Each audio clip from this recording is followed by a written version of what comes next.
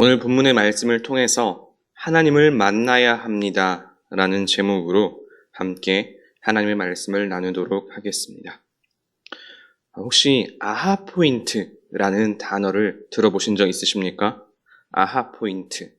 이전에 미처 생각하지 못했던 것을 깨닫게 되었을 때 그 순간을 아하 포인트라고 이야기를 하곤 합니다. 그러면 이와 같은 아하 포인트는 언제 발생할까요? 말 그대로 이전에는 미처 생각하지 못했던 그런 특별한 순간이나 상황에서 발생하겠지요. 우리 주변엔 늘 있는 것들이지만 어떤 특별한 사건이나 이벤트와 함께 평범한 것들이 새롭게 보이는 순간들이 있습니다. 또 때로는 전에 해보지 못했던 전혀 새로운 그런 경험들을 통해서 완전히 새로운 깨달음들을 가지는 그런 순간들도 있지요. 이런저런 상황들을 통해서 이와 같은 아하 포인트를 경험하면 말 그대로 그 이전과는 전혀 다른 새로운 관점으로 바라볼 수 있게 됩니다. 그것이 어떤 상황이든 학문이든 무엇이든 간에 말이지요. 오늘 말씀에 나타난 욥도 이와 비슷한 경험을 했습니다. 일종의 아하 포인트와 비슷하지요. 욥은 38장부터 시작한 그 하나님의 말씀을 들으면서 그동안 자신의 주장이 잘못되었음을 깨닫게 되었습니다. 그전까지는 욥도 자기 주장이 아주 강한 사람이기에 친구들이 아무리 뭐라고 하더라도 자신의 주장을 굽히지 않았지요. 새 친구들도 그것은 마찬가지였습니다. 욥기에 나오는 등장인물들 중에서 그 누구도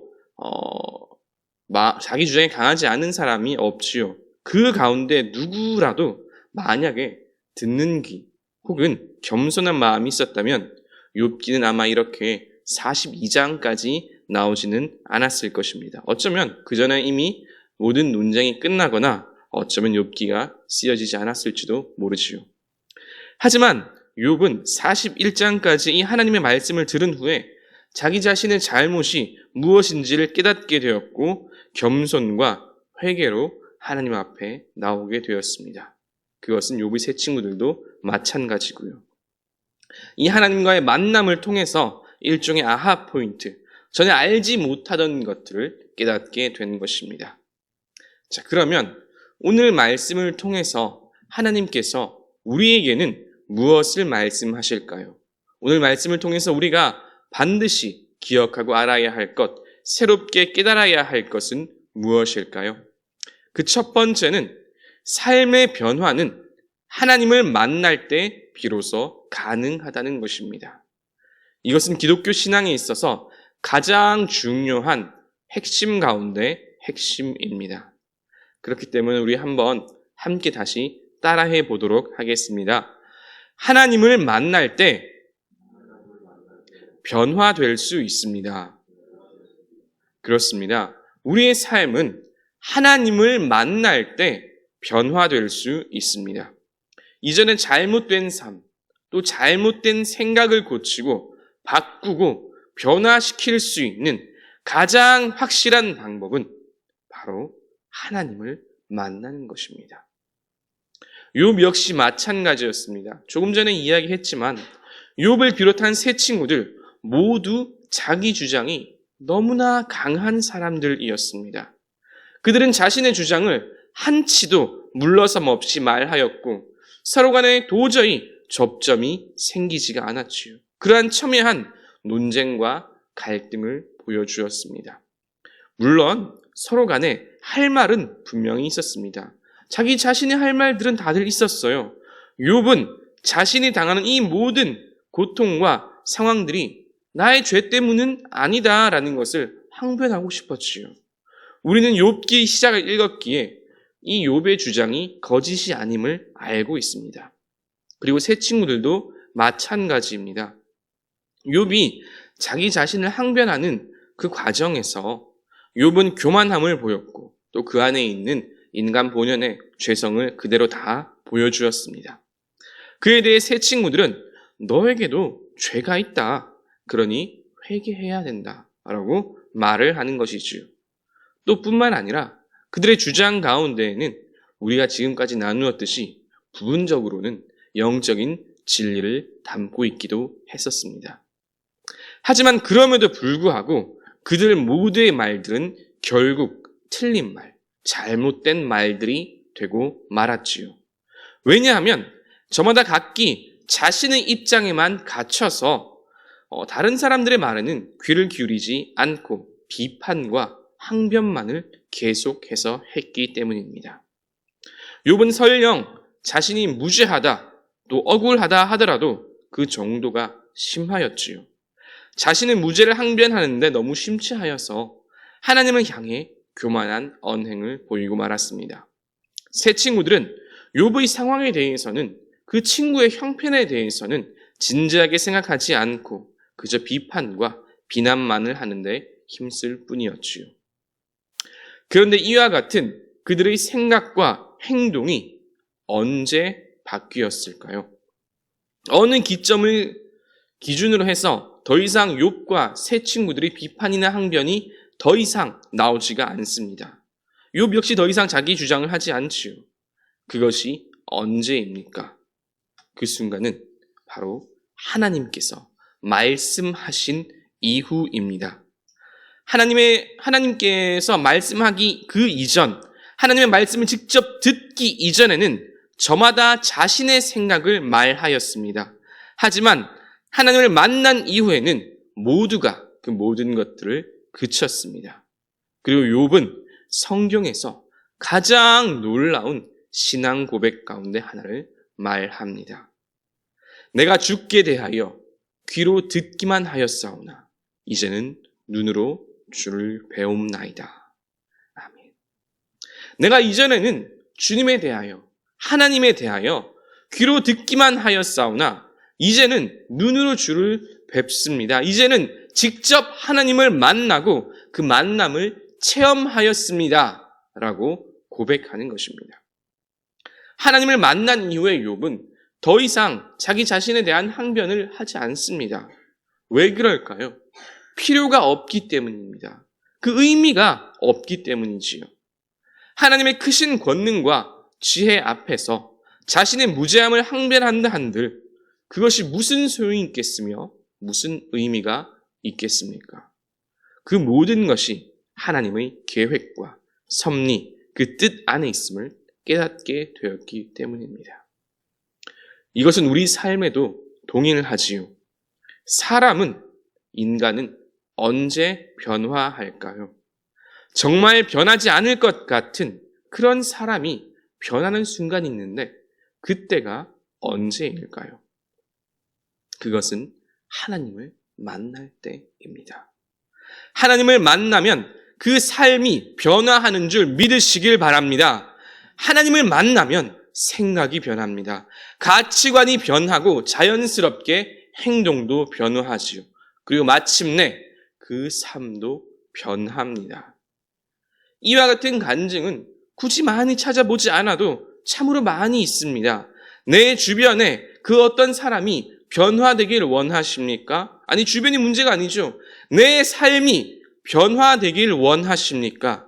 그렇다면 하나님과의 만남을 기도해야 합니다. 이것을 가장 먼저 기도해야 합니다. 하나님, 내 삶을 변화시켜 주세요. 물론 좋은 기도이죠. 하지만 이렇게 기도할 것이 아니죠. 내 삶을 변화시켜 주세요 기도할 것이 아니라 하나님, 나를 만나 주세요. 이렇게 기도해야 하는 것입니다. 이것이 먼저입니다. 진정한 삶의 변화의 이 전제 조건은 하나님과의 만남이기 때문입니다. 삶이 변하는 것의 전제 조건은 하나님과의 만남입니다. 이 놀라운 신적 만남이 없다면, 이런 신적 만남이 없이 누군가가 변화된 삶을 살겠다고 한다면 그것은 아주 잠깐의 돌이킴이 되고 말 것입니다. 그러나 하나님과 먼저 만난 다음에 그 삶이 변화된다면 그 삶은 본질적으로 완전히 새롭게 변하는 것입니다.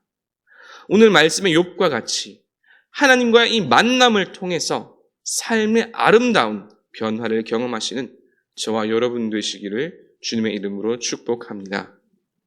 오늘 말씀의 두 번째 주제는 그렇다면 하나님을 만나고 변화된 삶의 기본적인 모습은 어떠한가라는 것입니다. 그것은 바로 겸손과 회개의 삶입니다. 그 어떤 사람이 진짜 하나님을 만난 사람이냐 아니냐, 저 사람이 진짜 그리스도인이냐 아니냐를 가장 분명하게 알 수 있는 방법이 무엇일까요? 그것은 당연히 그 사람의 삶에서 나타나는 삶의 모습이겠지요. 그러면 그 삶의 모습이 어떤 모습이어야 할까요? 그것이 바로 겸손과 회개의 삶의 모습입니다. 겸손과 회개의 삶의 모습을 살아갈 때 저 사람이 진짜 그리스도인이구나라고 우리가 말할 수 있는 것이지요. 그러면 이와 같은 겸손과 삶의 모습, 이것이 가장 잘 나타나는 것이 있는데 바로 6절 말씀입니다. 6절 말씀은 조금 전에 5절 말씀에 이어서 나오는 말씀인데 이 역시 너무나도 중요한 말씀이지요. 그러므로 내가 스스로 거두어드리고 티끌과 제 가운데서 회개하나이다. 아멘. 스스로를 거두어드리고라고 했는데 이것이 바로 겸손입니다. 또 티끌과 제 가운데에서 회개하는 것이 말 그대로 회개이지요. 하나님을 만나고 변화되는 삶에는 이 두 가지 모습이 반드시 함께 따라옵니다. 욥은 이전에 그 강한 자기 주장을 더 이상 이제 하지 않습니다. 그런 수많은 항변과 주장을 하기보다는 그 모든 것들을 거두어 드리고 하나님의 뜻과 계획을 인정합니다. 이것이 무엇일까요? 바로 겸손입니다. 겸손이라는 말에는 참 다양한 의미가 함께 포함되어 있습니다. 때로는 자기 자신을 내세우지 않고 낮추는 것을 의미하지요. 또 때로는 자기 자신을 더 과장하지 않고 있는 그대로를 보여주는 것을 말하기도 합니다. 그리고 또 때로는 하고 싶은 것이 있음에도 불구하고 참고 인내하는 것을 의미하기도 하고 또 때로는 상대방의 주장을 겸허히 받아들이는 것을 의미하기도 합니다. 오늘 말씀에 나타난 욥의 고백은 이와 같이 겸손의 모든 의미가 다 함께 담겨 있는 고백입니다. 자신의 주장을 더 이상 내세우지도 않지요. 하고 싶은 말이 더 있었을 수도 있겠지만 하지 않습니다. 또 경험한 모든 상황이 하나님의 뜻과 섭리 안에 있음을 고백하고 인정합니다. 자, 그리고 이렇게 하나님을 만나고 겸손의 마음을 품은 사람에게 반드시 함께 따라오는 것이 한 가지 있습니다. 이것은 순서가 있는 것이 아니라 겸손과 함께 꼭 쌍둥이처럼 함께 오는 것입니다. 그것은 바로 회개입니다. 겸손한 사람만이 회개할 수 있습니다.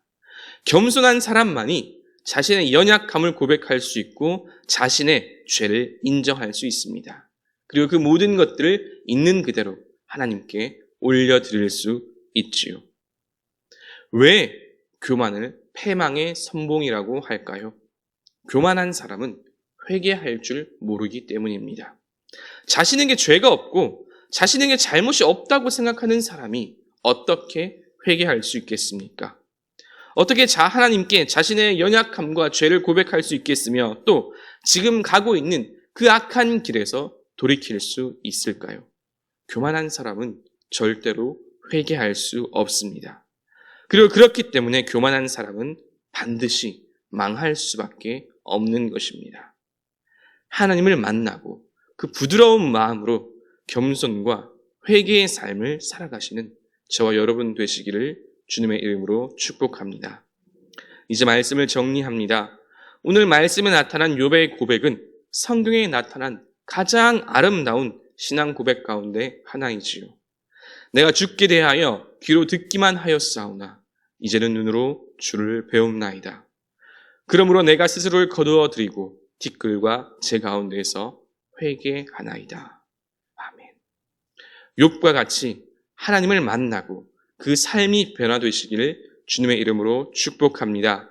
하나님을 만나면 내 주장, 나의 억울함, 나의 항변, 나의 자기 합리화로 점철된 그런 삶이 아니라 하나님을 만나고 하나님의 뜻과 계획, 섭리를 인정하는 겸손과 회개의 삶을 살아갈 수 있습니다. 그리고 이렇게 겸손과 회개의 삶을 살아갈 때 그리스도인으로서 아름다운 모습, 아름다운 향기 나는 삶도 살아갈 수가 있지요. 하나님을 만나고 이와 같이 삶을 살아 언제나 하나님과 동행하는 저 여러분 귀한 우리 주사랑교회 되시기를 주님의 이름으로 축복합니다. 하나님 아버지 감사합니다. 아버지 오늘 욥의 고백을 통해서 너무나 중요한 영적인 진리를 함께 나누었습니다. 아버지 하나님 우리를 만나 주시옵소서. 이전에 만나셨던 것처럼 계속해서 우리를 만나 주시옵소서. 하나님과의 만남을 통해 우리의 삶이 날마다 새로워질 수 있도록 주여 은혜를 베풀어 주시옵소서. 더불어 아버지 하나님 그 만남을 통하여서 겸손과 회개의 삶을 살아갈 수 있도록 은혜를 베풀어 주시옵소서. 함께 하실 줄 믿으며 우리를 사랑하시는 예수님의 이름으로 기도합니다.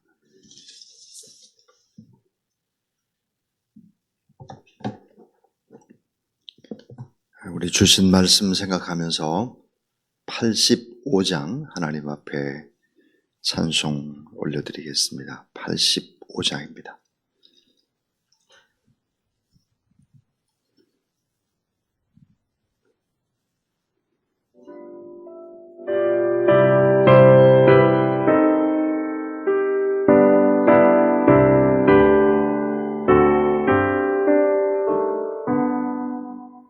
구주를 생각만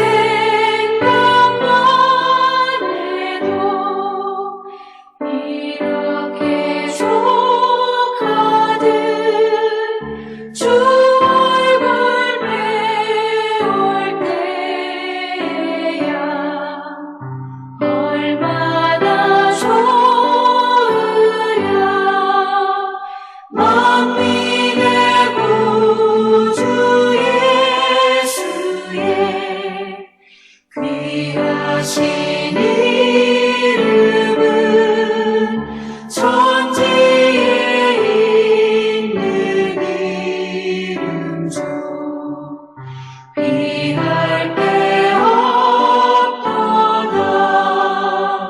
참 회개하는 자에게 소망이 되시고 구하고 찾는 자에게 기쁨이 되신다.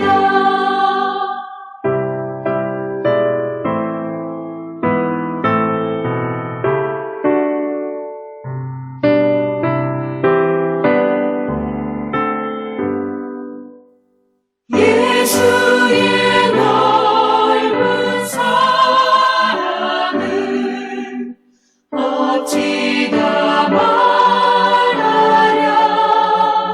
주 사랑받은 사람만 그 사랑 알도다.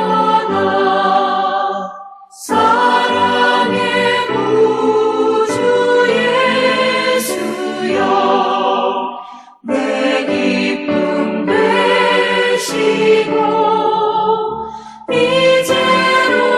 이제로부터 영원히 영광이 되소서. 아멘.